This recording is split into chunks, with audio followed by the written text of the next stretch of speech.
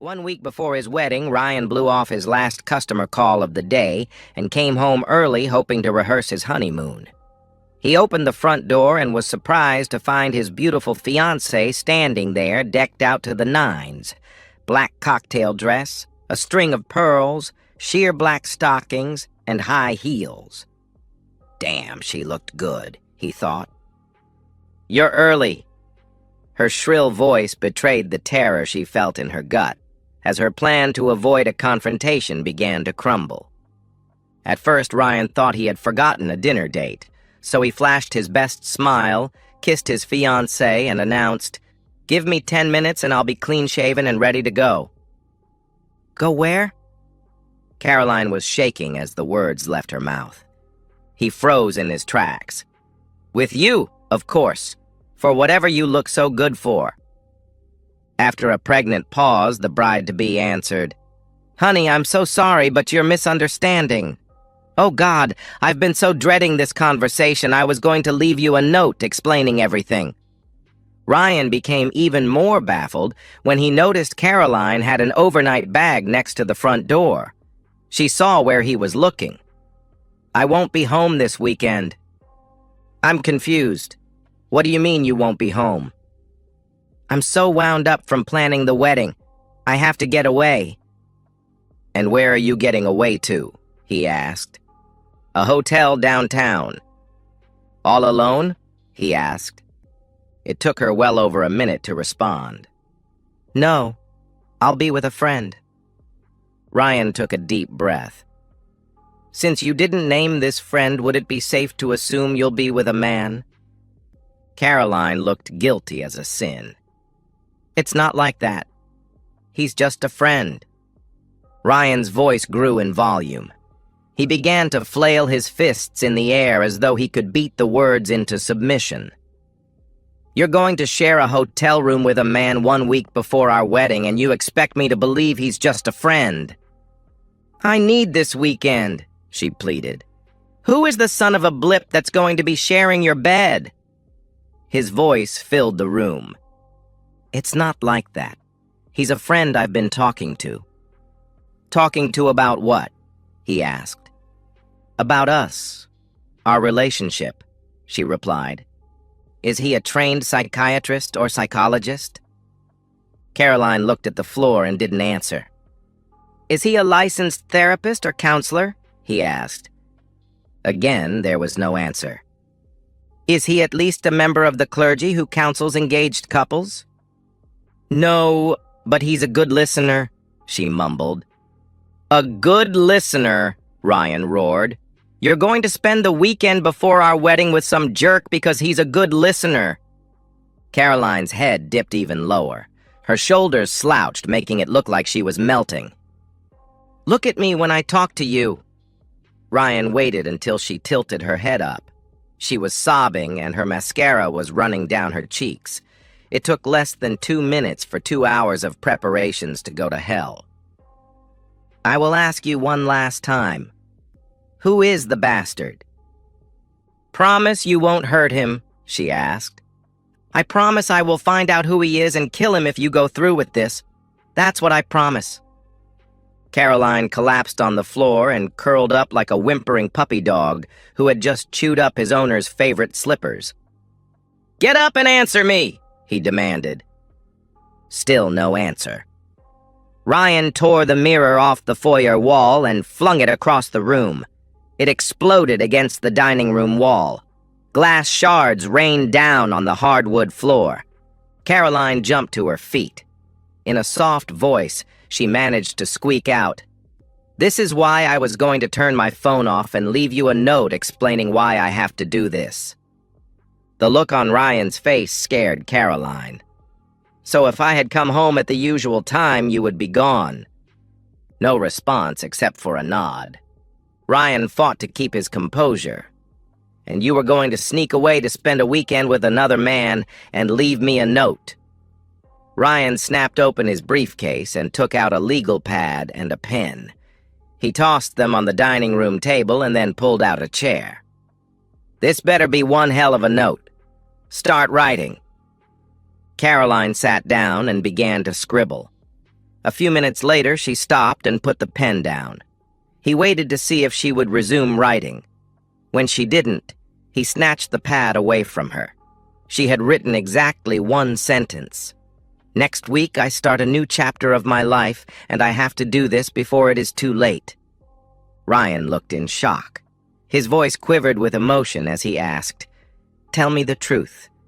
Were you going to admit you were going away with another man?" "If I had more time, I would have explained my feelings," she answered. "You didn't answer my question," he replied. "I would have tried to phrase it so you would agree what I was doing was for us, to make our marriage stronger." "That's crazy. It makes no sense. How could you having an affair make our marriage stronger?" He didn't give her a chance to answer. People get divorced when one of them has an affair. Marriages end because of affairs. So do engagements. This caught her off guard. She never thought for a moment Ryan would threaten to cancel their wedding because of this. Caroline tried to think of a way to defend her actions. Finding none, she gave up and blurted out, "I couldn't tell you because I knew you would react badly." Badly! The word flipped a switch and Ryan went off. "Badly! What are you talking about, badly? You haven't begun to see badly. This is your last chance. I will not marry you next week or ever unless you tell me his name right now. The wedding is off. How's that for badly?" Caroline grabbed his wrists. "Ryan, please don't say that. I love you more than anything, but this is something I have to do." He broke free. "Give me his name." Yet again, silence. "You have one last chance. Tell me his name or get the hell out of my house and never come back." "Ryan, please don't say that. I love you," she pleaded. "You have a real sick way of showing it." He opened the front door. "This is the last time I'm saying this. Tell me his name or get the hell out of my house." She finally broke down. "Scott. Scott Jenkins from work." "Your boss? That son of a blip is older than your father!" Ryan screamed. Caroline began to wail like a banshee, trying to claw its way out of hell. "Have you had him already?" he asked. Again, no answer. "Have you had him already?" he asked again. Caroline silently looked down at her feet. "Have you had him already?" he demanded one more time. Caroline buried her face in her hands. "Even though your silence speaks louder than any words ever could, I'm still waiting for an answer. You owe me that much. Have you had him already?"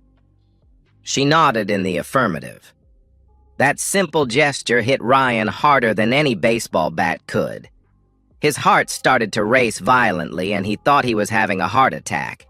He felt dizzy and grabbed the table to keep from falling. Caroline stood there afraid to say anything.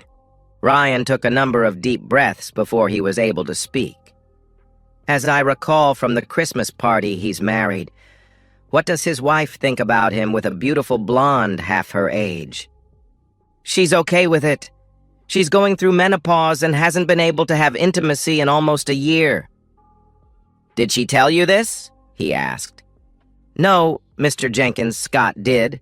He said she's too embarrassed to say anything." "Why don't we call her and ask?" "No. Scott said that would humiliate her even more," she replied. "Give me your phone. I'm willing to take that chance." "I don't have his home number. Only his cell phone," she replied. "That means the bastard is sneaking around behind his wife's back." "No. He respects her feelings and doesn't want to make her feel like less of a woman," she replied. "I can't believe how stupid you are defending him. I can't take it. I'm giving you the choice. Leave or get thrown out on your cheating back." "How dare you call me that?"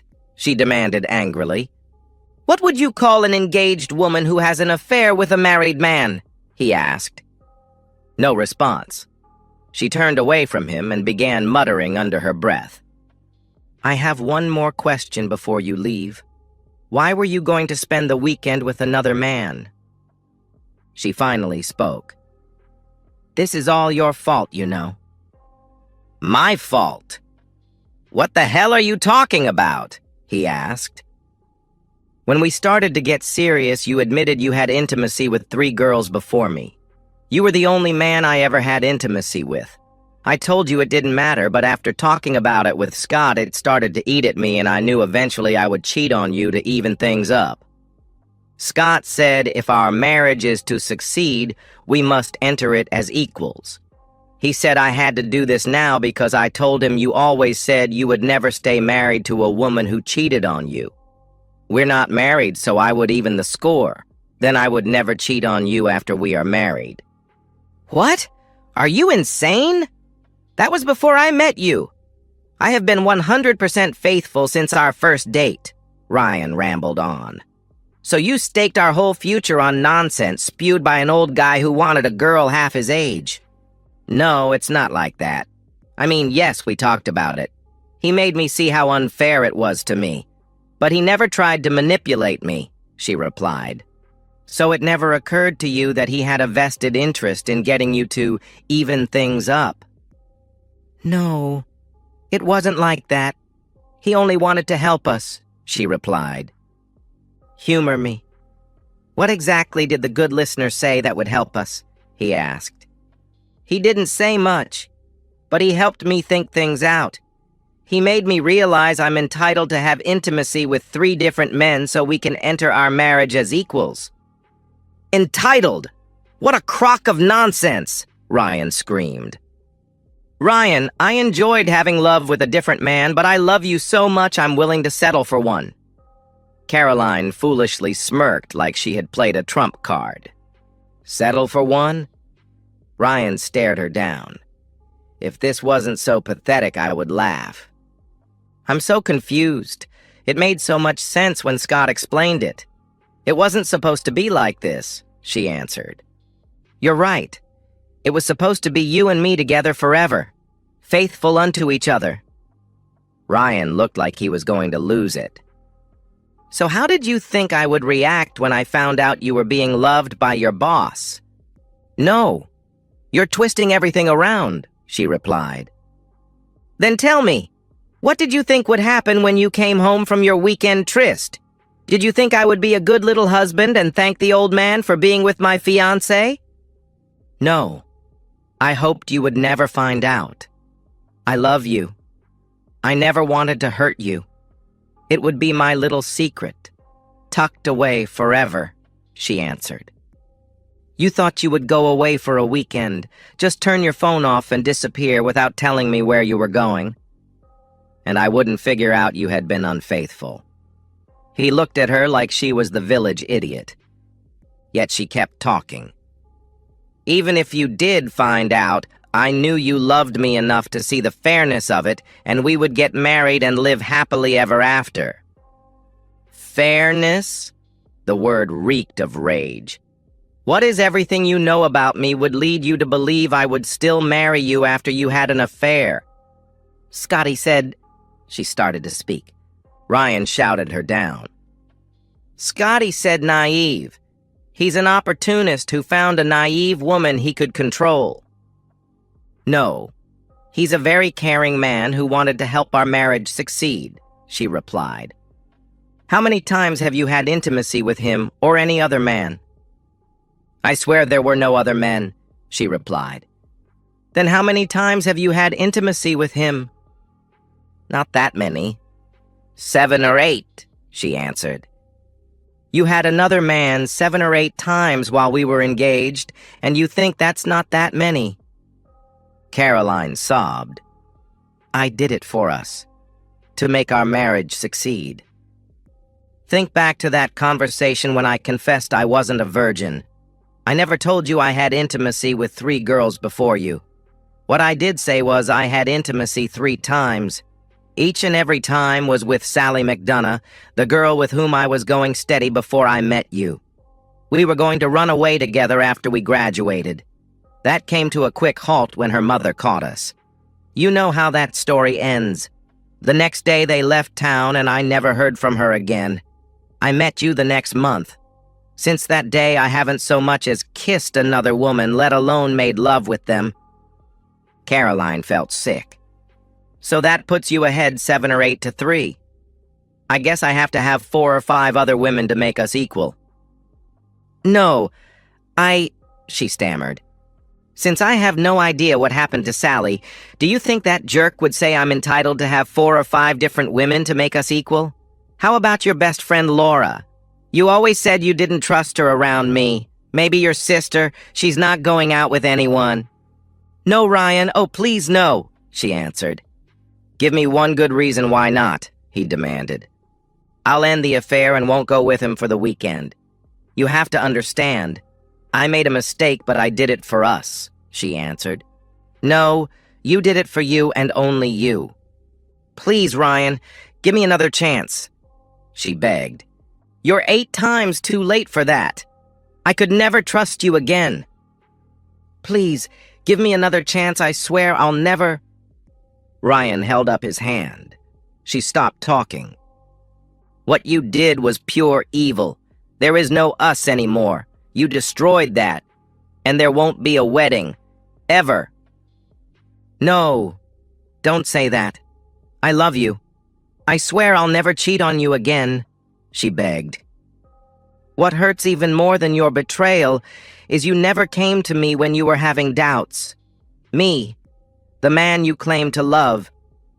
I don't know what I would have said or done, but I can promise I would not have told you to have an affair with a married man. Only a marriage-wrecking woman would do that. Silence. Caroline could almost feel the bony fingers of death tearing her soul, her every dream out of her chest. She was having trouble breathing and could taste bile in her mouth. What do you think your mother is going to call you when I tell her we're not getting married because in addition to sampling cake, you've been auditioning men? A real old man. Caroline responded by screaming, No! I will make sure everyone knows what you did. All of our families and friends will know we are not getting married because you had an affair with a married man.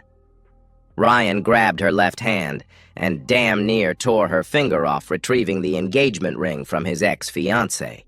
No! That's mine! You gave it to me! Her arms flailed at him, trying to recover the symbol of their commitment. You betrayed us. You betrayed everything this ring stands for. He held it tight in his fist. It's over. I can't marry you. Please leave before I hurt you. The finality of the words tore hard into Caroline. She tried to talk, but her mouth wouldn't form the words. Instead, she made a sound like a dying man fighting for his last breath. Her eyes were huge, and her body was shaking. Still, no words came. The room grew quiet. Tears ran down Ryan's cheeks. I haven't felt like this since my dad died. Caroline tore through her memory, trying to find the right words to save her marriage. But nothing came. That was when she finally realized she had been played. A sharp knock on the door interrupted the silence. Caroline snapped out of her shock and composed herself enough to say, "Oh my God, that's Scott. I'll tell him to leave. Please don't cause any trouble." Ryan grabbed the baseball bat he kept next to the door. "I'm not going to cause trouble. I'm going to kill him right here in the foyer while you watch." Caroline jumped up and tried to stop him. "He's not worth going to jail for." "I really don't care." He stepped around her. "I have nothing to live for. But if I kill him, that will make us even for the pain he caused me." She tried calling his cell phone to warn him. The call went straight to voicemail. Ryan held the bat in one hand as he opened the door. He was ready to drop the old man in his tracks. Instead, he was greeted by 2 police officers. He released his grip on the bat. It hit the ceramic tile floor with a sharp crack. The officers ignored him. "Excuse me, ma'am. Are you Caroline Bradley?" "What's the problem, officer?" The policeman stepped inside and closed the door. "Do you know a Mrs. Loretta Jenkins?" "I work for her husband, Scott," she replied. The officers shot each other a look like they were in on a private joke. "Is everything all right? Did something happen to Loretta?" No, ma'am.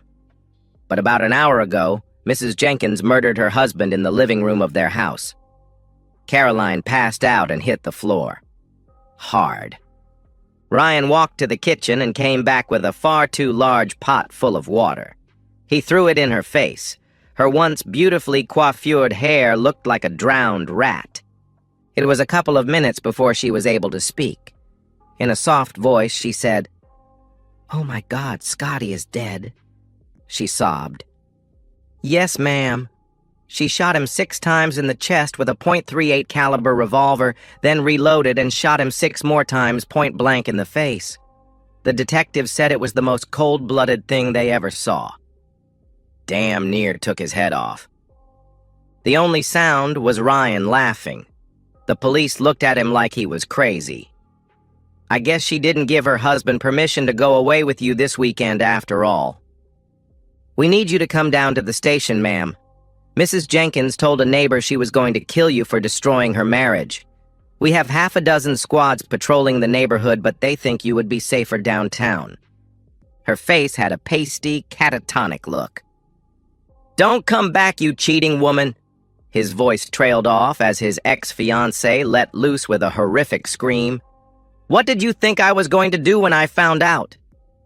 The police officers half-carried Caroline out to their car. Ryan watched the blue lights fade into the distance as he tried to figure out how his life had turned to shit.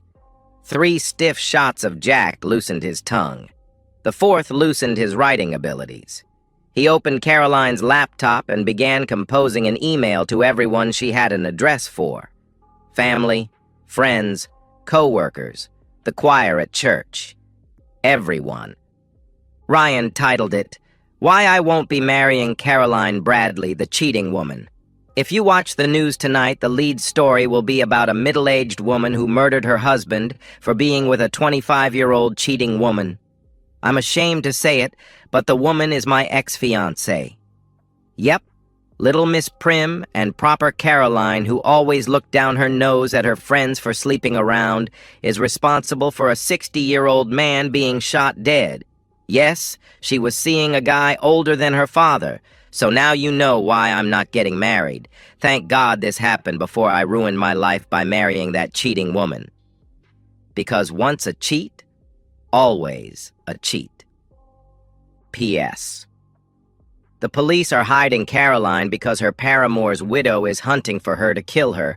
I hope she succeeds. Within a couple of minutes after he hit the send key, he had a half-dozen responses. Then his phone began to ring. The first call was from the local newspaper asking for an interview. He sent the reporter a couple of pictures of her wearing a skimpy bikini. Then he told him the story of her betrayal. Next, he agreed to be interviewed on the air by the local radio station. Ryan spent the next couple of hours talking to reporters and answering emails. Most were very supportive, including Caroline's friends and family. When he grew tired of telling the story, he took a break and started shoving everything of Caroline's into a heavy-duty garbage bag. He eventually filled 4 bags. He dragged them out to the front of the garage by the garbage cans. Ryan lived in a bedroom suburb which hasn't had a murder in over 5 years, so the next morning the local newspaper ran a banner headline, "A love triangle ends in death." The TV stations also descended on his peaceful subdivision. Each had led the evening's news with a picture of the on-the-lam suspect, as well as Ryan's ex-fiancée in a bikini and the victim. It was pitch black outside when Ryan decided to finish the bottle of bourbon. The next morning, a TV crew showed up in time to video a locksmith changing the locks. He finished by posting "No trespassing" signs all around the house. 2 hours later, police found Loretta Jenkins sleeping in her car a couple of blocks away from Caroline's apartment. She was arrested without incident. Ryan was hungover when someone began banging on his front door. "Go away!" he yelled. "It's the police," was the response. He opened the door. "Mr. Erickson, your fiancée wants to come home so she can explain what happened." "I don't have a fiancée, and this isn't her home." He pointed at the squad car. "This is my home. It will never be her home. Please take her away because I might do something I would later regret." He stepped outside and pointed at the garbage bags. "That's everything of hers. I would appreciate it if you tell her I will never forgive her nor speak to her ever again. Never." He could hear her screaming from the squad car. "Ryan, I love you!" He slammed the door and cranked the TV up. He punched in the channel for the movie channel and sat back to watch a black-and-white Western. No one ever came forward to admit to sending the pictures that tipped off Jenkins' wife about the affair. But everyone agreed Scotty's secretary had a mighty smug look on her face when she showed up Monday morning. Caroline became a pariah in town. She was, of course, fired before she could even walk into her office. With the owner dead and his wife's very expensive lawyers being unsuccessful in proving temporary insanity, the business was sold to a Chinese investor who promptly laid everyone off and moved the operation to a small island nation. Caroline's family and friends were united in their condemnation of the adulteress. The day after she testified in court, she packed everything she owned into her car and set off to start a new life. On her way out of town, she drove by Ryan's house one last time. A sold sticker had been slapped across the for sale sign in the front yard. She tried to drive away but couldn't see through the tears. She stopped the car, closed her eyes, and tried to remember how it felt when he wrapped his arms around her. She wished she was dead. 6 years passed, and Ryan found himself back in his hometown for the funeral of a childhood friend who died a hero in Iraq. The Alumni Association passed the word to his graduating class, and a large turnout was expected. This was the first time he had returned since that night. His 8-month pregnant wife, Brooklyn, Brooke for short, squeezed his hand as he gave her the walking tour of the town square. She knew every step held very bad memories and tightened her grip. Ryan Jr., being a normal 3-year-old boy, didn't want to wait for his slow-moving parents and set off ahead to explore. When his mom and dad stopped to look in an antique shop's window, Ryan Jr. took off without looking and ran into a woman leaving a shop. She staggered back a couple of steps and dropped her bag on the sidewalk. Several items fell out, including a condolence card. Brooke shouted, "Ryan Robert Erickson, stop moving this instant!" A chill went up the woman's spine when she heard his name. The mother turned to the woman and said, "I'm so sorry. We spent 6 hours in the car, and he has too much built-up energy to walk." Ryan Jr. walked up to the woman and said, without prompting, "I'm sorry I ran into you, lady, and made you cry." "Are you okay?" Brooke asked. "I'm fine. Your son is a very well-mannered gentleman. You should be very proud of him." As Ryan Sr. knelt down to pick up the bag, he recognized the woman. Their eyes locked, and they kept staring at each other as his son helped pick up an errant ink pen. True to his word, he silently handed the bag to the woman. That was when Brooke noticed her husband had tears in his eyes. She immediately knew who this woman was, and like a lioness protecting her cubs, stepped between the bad memory and her husband. "Get away from my family." She glared at the woman, daring her to speak. As Caroline slunk away, she heard Brooke say, "Never is forever, cheating woman." And that's the end of today's story. If you enjoyed it, please give this video a thumbs up and drop a comment below. Your support helps the algorithm push my content further. If you're new to the channel, don't forget to hit that subscribe button. It really helps me keep creating more stories for you. Thanks for watching, and I'll see you in the next one.